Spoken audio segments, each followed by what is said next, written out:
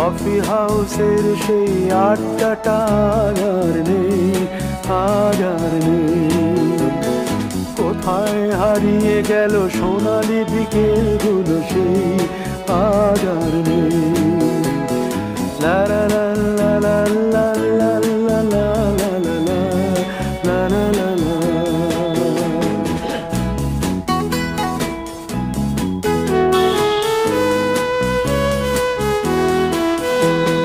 নিখিলেশ প্যারিসে, মইদুল ঢাকাতে, নেই তারা আজ কোনো খবরে।